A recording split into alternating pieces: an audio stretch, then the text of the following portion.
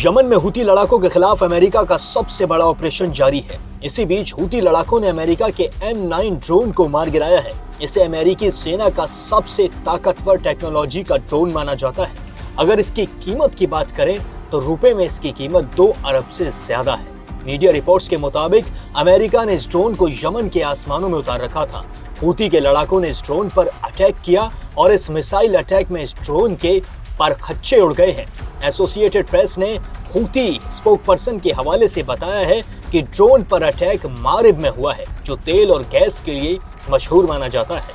Houthi विद्रोहियों ने Iran के 358 नंबर के मिसाइल से हमला कर इस ड्रोन को मार गिराया। ये मिसाइल किसी जहाज को भी गिराने में सक्षम मानी जाती है। हूती के आर्मी स्पोकपर्सन ब्रिगेडियर जनरल यहया सारी ने इसे एक बड़ी जीत भी बताया है। सारी का कहना है कि यमन में जानबूझकर अमेरिका की सरकार दमनकारी रवैया अपना रही है।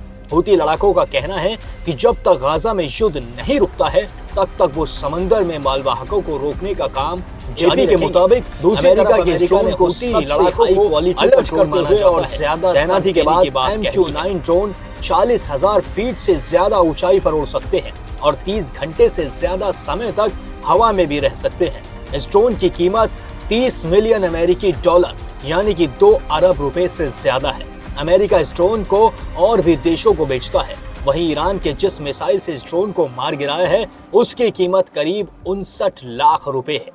अमेरिका ने इजराइल की खुफिया सूचना को आधार बनाकर यमन पर पहला हमला किया। अमेरिका का कहना है कि हूती के विद्रोही समंदर में हमारे जहाज को निशाना बना रहे हैं।